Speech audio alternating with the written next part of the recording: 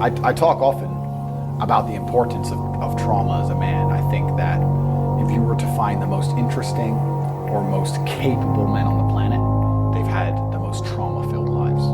I just think that trauma is what teaches you. We talked earlier about how you have to have lessons taught to you the hardest way. If you were to call a Navy SEAL and ask him to protect you going into a building full of assailants, you'd like to think that guy's been through some stuff.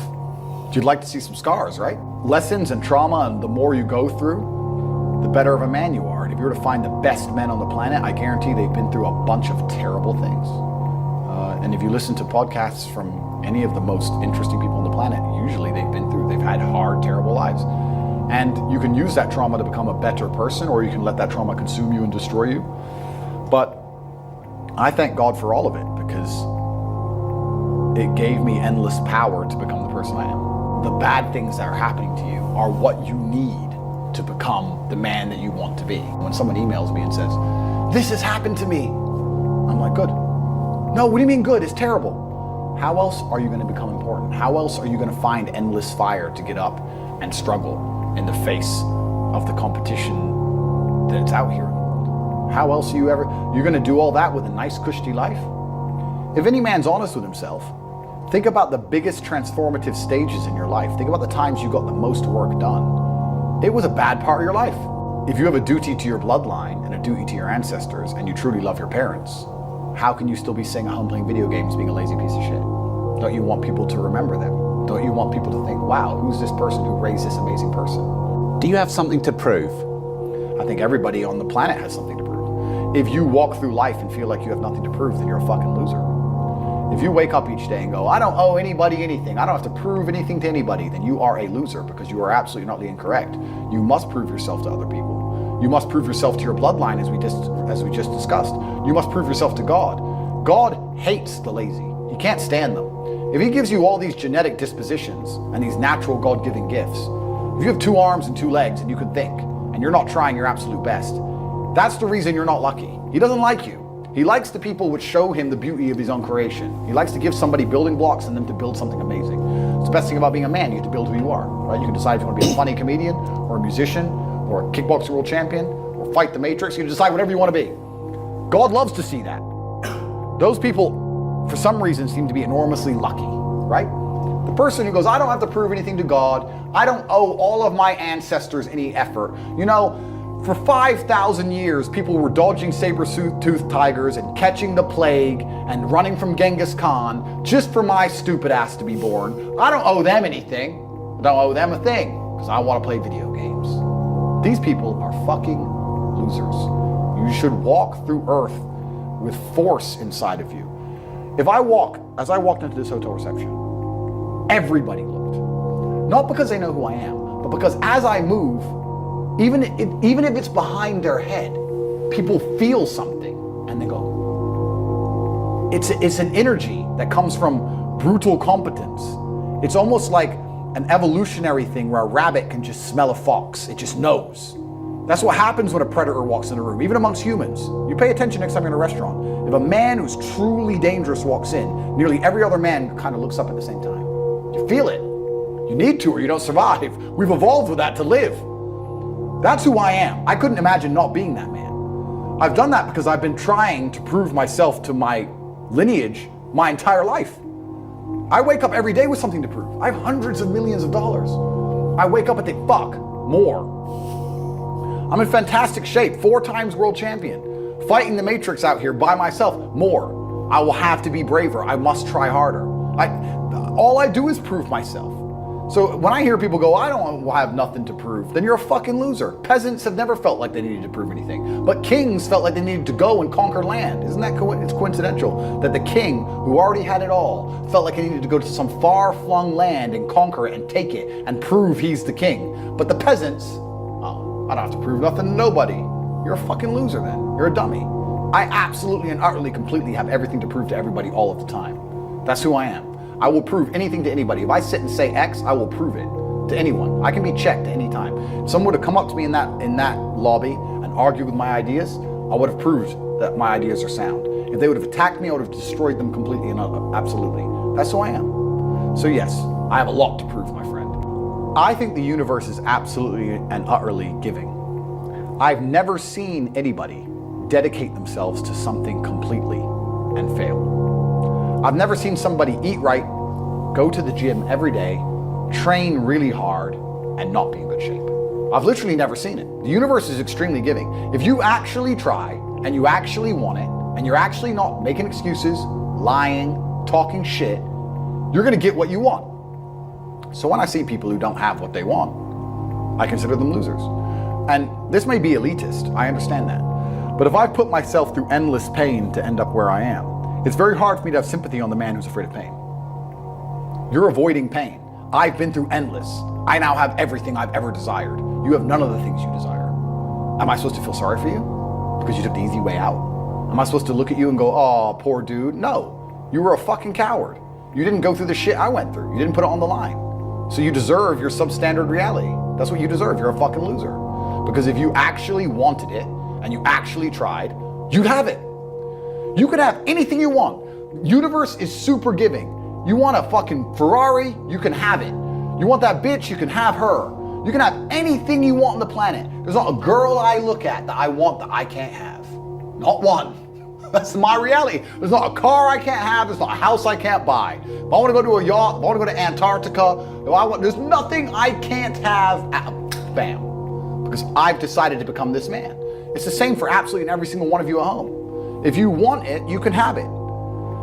If you're sitting there saying, oh, but I tried my best and I still didn't get it, you're lying. You didn't try your best. That is a fucking lie. The universe gives it to everybody who genuinely tries. And I know that to be a fact because this world's competitive. We're all competing against each other. And the majority of people don't try. Like I've achieved this amazing life and I've tried very, very hard. But it could have been harder. I mean, was it that hard?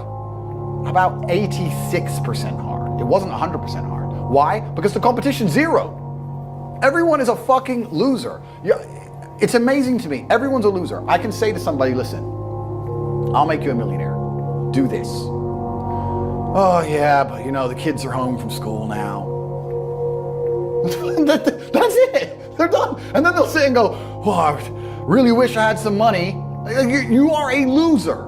I will sit here on this podcast. People will listen to me for hours. And I will say, listen, I have hundreds of millions of dollars and I will teach you how to make money. CorporateTake.com, I have a school, university designed specifically to teach you how to make money. I clearly know how to make money. You clearly like what I say. You obviously believe I'm intelligent and integral and I won't lie to you. And still, a whole bunch of people will sit there and go, yeah, anyway, next video. And then they'll say, can't afford a Ferrari. And wonder why. Like they'll be confused in their minds how they didn't end up getting what they want. Because you're a fucking loser. That's why. And the majority of people are losers. And this goes back to why, when we were saying earlier, how I know the elites view us. Because I'm from a council estate in Luton, a single parent household. And I've only been rich 10 years or so. And I despise losers. So imagine you're a billionaire born into a family, a lineage which has controlled Earth for hundreds of years. Imagine how much they despise us. You think they give a fuck about putting a bullet in me? You think they're gonna have any sleep at night missed? You think they give a solitary fuck about you missing your fucking parents' funeral because of the common cold? They don't give a solitary shit. Why would they? Because I already know how I feel when I listen to losers complain. Because this is what happens at a certain level of competence and power. You just get to a point where you're like, I'm tired of hearing your fucking excuses. That's bullshit. And you become, to a degree, yeah, cold and psychopathic. It's true. That's what happens. And I get it all the time. I get thousands of emails a day. Everyone I grew up with, people I know, I get it all the time. They'll message me, hey man, just unlucky. You are not unlucky. You are a lazy fucking loser. You are not unlucky. You're breathing. You're lucky. The unlucky ones are gone. You're alive and you are a lazy loser. So a loser is anybody who does not have everything they want at the drop of a hat. That's who I call a loser. Because I have absolutely everything I could ever possibly desire. And if I wanted something that I couldn't have, I guarantee you we could speak again in a few months and I fucking have it. I guarantee you. Because if I want something and I can't have it, I can't sleep. When I was broke, I couldn't sleep. I don't know how there's broke people out here sleeping just fine at night. going, oh, you know, inflation's 20%, gas prices are 6 times, everything on the news is a lie, I never stand a chance of ever getting rich, where's my pillow? Like, what the fuck is wrong with you people? I'd go to bed at night as a teenager and think, I looked it up on the internet. It was a Honda Civic Type R. I wanted one. It was like 38,000 pounds. I had no money. I had less than 50 pounds in my bank account. Couldn't afford it. Then I looked up how much a Ferrari cost. 210,000 pounds. And I said to Tristan, my brother, I was like, there are people with 210,000 pounds for a car. And he's like, yes, so? I'm like, no, so. How? If I worked my job for 6 years and saved every penny, if I walked to work and didn't eat, I couldn't buy this car. How are people doing this? I couldn't sleep at night when I was broke. I knew that everything was a lie. I knew the Matrix was lying to me. I knew I had to find a way out. I was sitting there going, I refuse to live my human years and be some second-class citizen peasant when there's people out here who get to do whatever the fuck they want. I couldn't tolerate it, and I was so uncomfortable that it gave me the motivation I needed to escape. But the people who go, oh yeah, nice Ferrari, yeah. Back to the TV. Dummies, losers. And the thing about the world is, we need losers. I'm not mad at losers. If that's the reality you've chosen to live, you get one spin in this version of life, and you decided you want to be a loser, that's fantastic, because my cars need cleaning, you know, my hotel room needs cleaning, I have a party with all these beautiful women that's a bit of a mess. Please, go pick it up. Somebody needs to do that shit. I ain't gonna fucking do it. If I had to walk into a hotel room and clean up after some other man's party, I guarantee you I'd do whatever it fucking took to become rich so I didn't have to do that shit anymore. But you wanna do that for 20 years? Thanks, friend. Someone's gotta flip the fucking burgers. Someone has to make the fries. I want a Happy Meal now and again. But I don't feel sorry for you people, because you fucking deserve it, because it's a decision you made. You made that decision. If you're sitting at home and you say, I don't want to be a loser, you know what to do. I told you how to escape the Matrix. CobraTate.com. You can join. I'll teach you. But if you're going to sit there and go, nah, maybe this guy with hundreds of millions of dollars is trying to scam me out of 25 pounds. All right, smart ass. Have fun at McDonald's. Get fucked. I have no sympathy for these people. Zero. There are 3 keys, I believe, to making money. The word of the day. First one's perspicacity. Most people go through life and they do not pay attention. I've said this before and I want to stick by it because it's so important. You need to pay attention to every single time you spend money, because you cannot make money. You're not the Federal Reserve, you're not a government. Governments make money. All of us take money from somebody else or a business or a government. We take money from other things. So the easiest way to learn how to get good at taking money is to pay attention to every time someone takes money from you. So next time you buy a coffee, don't just buy the coffee and drink it and think nothing of it like every brokey. Don't do that. Say, okay, why am I buying this coffee? Okay, I want a coffee. All right. Why am I buying here? Well, this is on my way to work. Is there any competition around? Do I also want breakfast? Do they sell breakfast? No, they don't sell breakfast. They could probably make some more money if they're selling breakfast. Anyway, I walk in, there's a long line. Why is there one member of staff? I'm low on time. I'm about to leave and not buy the coffee. They're about to lose money because it's taking too long. Most of the people in this line are businessmen. Why is there not a cute girl behind the counter? I bet if they paid a cute girl a little bit more, they'd still make a bunch more money because people come in here to talk to her. Think. And then what you'll do is, as you go through life, every time you spend money, is you'll realize the problem is not how to make money. The problem is how much time you have, because there's endless business ideas. There's endless ideas. I walk into a coffee shop, and by the time I've walked out, I already know exactly how to open up next door and outcompete them head to toe. I already have worked out how much is the rent, where are they fucking up, what are they not selling that they should be selling, what are they doing good, what are they doing bad, this chair's too hard, I'll wreck them. And I'll send it, and now my network is so powerful, which is the second point, network, I can send a few messages on WhatsApp and make a bank transfer. And 2 months later, there's a brand new coffee shop next door with my name on it, putting them out of business. So the first thing is you have to pay attention. Because if you pay attention, you'll start to learn that money is everywhere. Every building is owned. These are skyscrapers, bro. Billions. Every apartment nowadays is a million. You drive down a street in London, you're driving past trillions of dollars. There's money everywhere. It's all around us. When I was broke, I thought that the world was broke. I thought that there was no money. And then I got rich and realized that I was completely and utterly wrong. There's so much money. It's everywhere. If I go to try and buy a plane or a jet, they're always sold out. My yacht is a fucking 6-year waiting list. I want a Bugatti, they launch it, the email comes to my email address, 2 minutes later, gone. Like, there's so much money. If I want a diamond watch, or a $1 million watch, or $1 million Rolex, you can't get this stuff. There is so much money out there. Once you get to a certain echelon, you realize there's money fucking everywhere. So there's plenty of money in the world. People with no money are just not very good at taking it. So you need to start paying attention. It's the first thing. Second thing is network. It's hard to make money if you don't know anybody who has money. If you sit in a room full of ice cream experts and all they talk about is ice cream, how to make ice cream, the different flavors, how to store it, how to move it, how to sell it, even by accident, if you hang around with these people long enough, when someone asks you a question about ice cream, guess what you're gonna know the answer. You're gonna say, you know what? That's because it's pistachio and that needs to be 2 degrees higher than chocolate. And you're gonna look like a smart ass. So if you sit in a room full of people who are making a bunch of money, everyone understands this. Your network is your net worth. You're the sum of the 5 people you spend the most time with. Everybody understands this. And then they still hang around with fucking losers because they're dummies. You're right, I am the sum of the 5 people I spend the most time with. Anyway, this is my friend Nick. He's so funny when we go drinking because he gets really drunk. Losers. I don't talk to anybody who is not winning. Everybody whose every phone call I will answer, if I answer a phone call, it is from a winner. I don't talk to losers. Everyone I talk to is rich. Everyone I talk to is making money. Everybody. If my entire reality is full of multimillionaires making money, how am I not going to make money? And this is why network is so important, is because it's the same reason that wolves hunt in packs. If you're a lone animal, you have one set of eyes. But if you're a pack, you're watching every single angle, every single side. Perhaps I might miss something. I'm as perspicacious as possible. But one of my friends identifies that the war in Ukraine is going to change and the Russian ruble is going to pump. And you can make a bunch of money on a Forex trade, for example. I may not have noticed, but he'll notice. Now I've made a bunch of $1 million for getting a text message, right? Because I have friends who are paying attention. All of us are paying attention. So your network is super important. That's another thing. We'll go into this because I have something called the War Room, which is also on corporatate.com. I'll let people read for themselves, but that's my private network.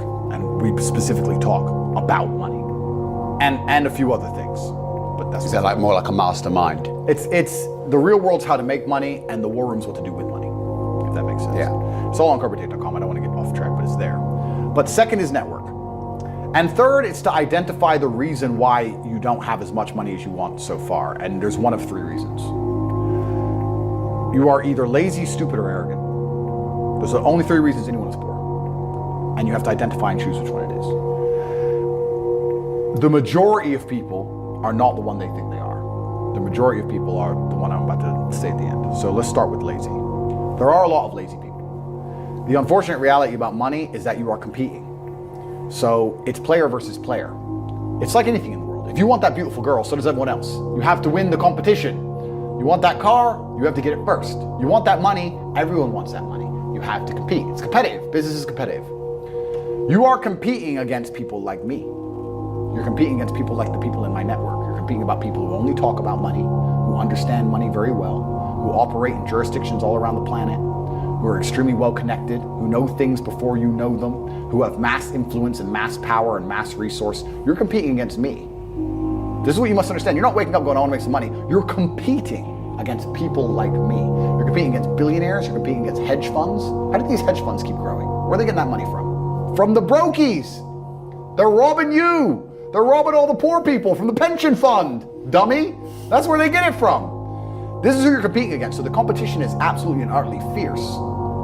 Understanding that you're a man with a small pistol up against a mighty army, if you want to add a little bit of laziness on top, you're fucked. So when I say people are lazy, they go, I'm not lazy, I work hard every day. You work 8 hours a day? You work 8? The fuck? If I'm awake, I'm working. I'll be driving my Bugatti Chiron through Dubai, working. I'm texting at the same fucking time. I don't take a second off. I don't take a minute off.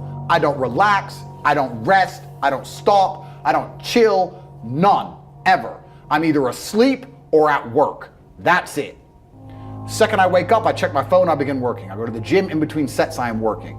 I'm online working the entire fucking day until the second I go to sleep, I am at work. That is all I do. and you are at home competing against me, and you want to watch a movie tonight, and then say you're not lazy. You're fucking lazy, and you're gonna lose forever.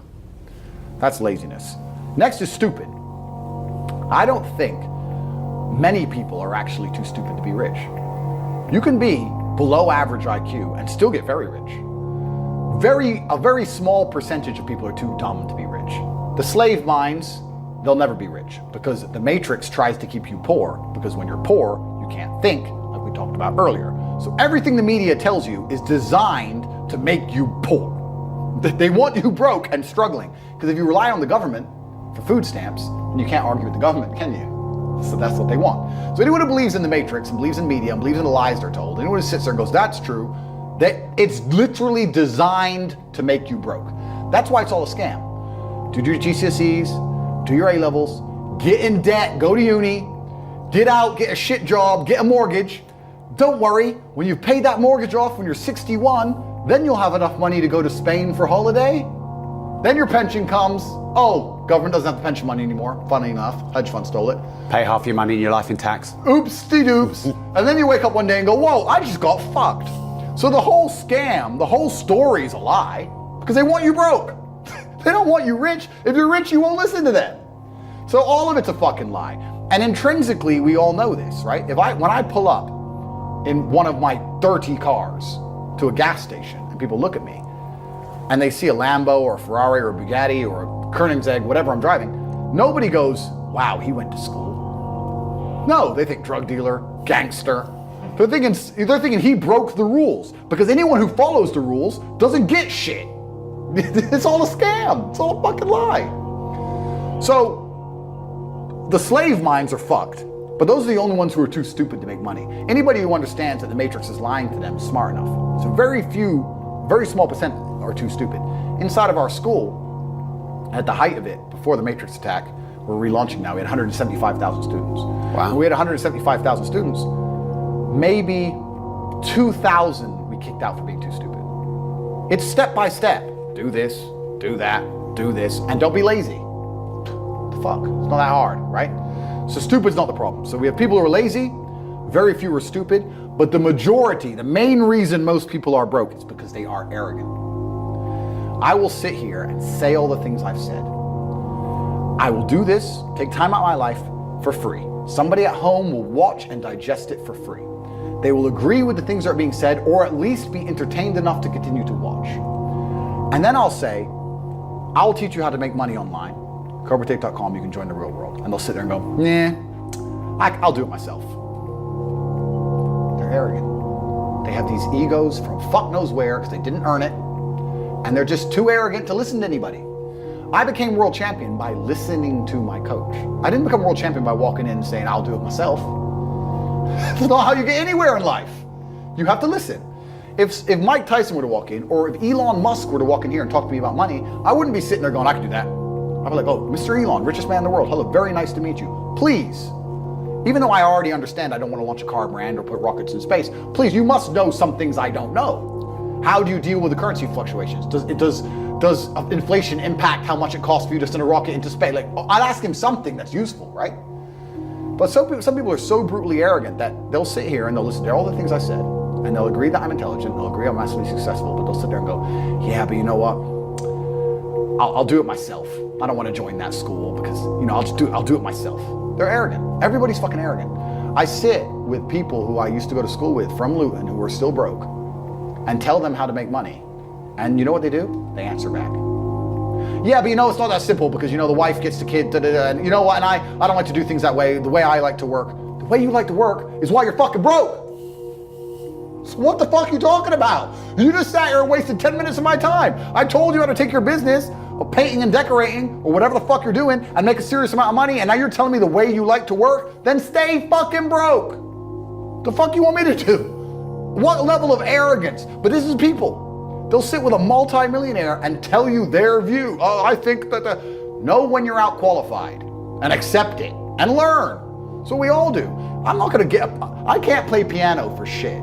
The piano teacher walked in here and said, this is what you do. And I said, well, I like to move my hands this way. What kind of dumbass? But this is the arrogance people operate under. So I'd say, 20% of people are lazy, 20 to 25%. A large portion of the world are not lazy. They're actually working exceptionally hard, but they're doing the wrong thing. 5% of people are too stupid. So say 25%, 5% is 30%. But 70% of people are brutally arrogant, and this is why they are poor. That's the truth. I'm not saying feeling depressed is not real. Everyone feels depressed. I'm saying the idea of depression as something you cannot control is a dangerous idea and paradigm. The reason so many people are committing suicide is because the Matrix is telling you that if you feel depressed, you cannot fix it. They tell you that depression is a disease that you can catch from the sky no matter how fantastic your life is, and you have no control over it. And I argue that absolutely. The reason the Matrix wants you depressed and sad is because when that happens, you are selfish. If you're depressed and sad, you only care about yourself. You don't care about your community or your family. You don't care about the world. You do not stand up for anything. You will accept being f***ed in the ass like True Geordie.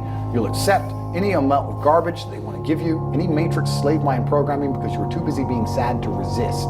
This is why they tell you that when you are depressed, it is a disease. It is not a disease.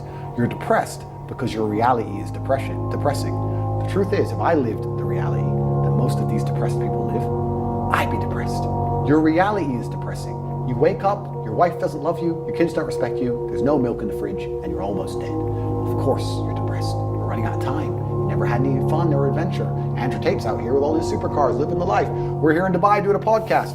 You're a brokey. Of course you're depressed. That's because your reality is depressing you. The depression is something deep in your heart and soul telling you that you need to change things. That is the unlimited trauma, the power I was talking about earlier that you can take all of that depression and convert it into unlimited energy to fix your life.